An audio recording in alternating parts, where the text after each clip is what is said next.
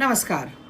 मैं समझती हूँ कि उस दिन राजनीति में सार्वजनिक शोभनीयता की, मर्यादा की, संसद की गरिमा की धज्जियां उड़ गई थी, जिस दिन नरेंद्र मोदी जी ने अपने एक मंत्री को संसद में देश के पहले प्रधानमंत्री पंडित जवाहरलाल नेहरू, जिन्हें आधुनिक भारत के निर्माता कहा जाता है, जिन्होंने इस देश के लोकतंत्र को अपने हाथों से बनाया, सजाया, संवारा, सहेजा, उन पंडित जवाहरलाल नेहरू के लिए अपमानजनक शब्द बुलवाए, अश्लील, अनर्गल, अमर्यादित, अनाप शनाप आरोप लगवाए।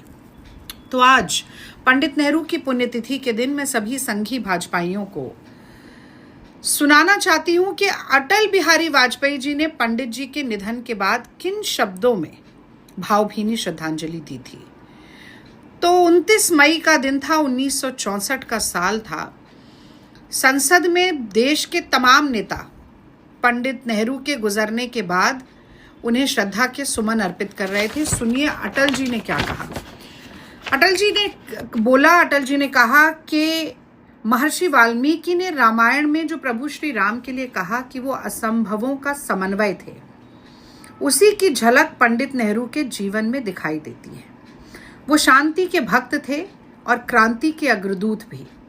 वो अहिंसा के उपासक थे, लेकिन स्वाधीनता और सम्मान की रक्षा के लिए हर हथियार उठा के लड़ने के हिमायती थे।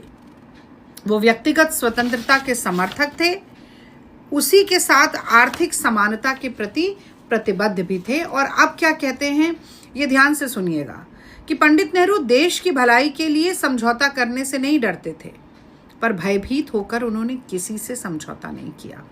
और अब जरा नरेंद्र मोदी जी की तरफ देखिए, एक कॉम्प्रोमाइज प्रधानमंत्री, देश हित को ताक पर रखकर अमेरिका और ट्रंप के आगे सरेंडर करने वाले प्रधानमंत्री। फिर अटल जी कहते हैं कि चीन और पाकिस्तान पर उनकी नीति इसी अद्भुत मिश्रण का प्रतीक थी। पंडित नेहरू में उदारता भी थी और दृढ़ता भी। दुख की बात यह है कि उनकी उदारता को निर्बलता समझा गया और उनकी दृढ़ता को उनकी हठधर्मिता। यही अटल जी हैं जो पंडित नेहरू की इतनी प्रशंसा कर रहे हैं, और यही अटल जी हैं जो मोदी जी को राजधर्म का पाठ पढ़ा रहे थे।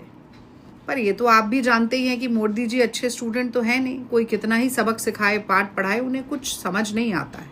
बस जो ठान लेते हैं वही करते रहते हैं।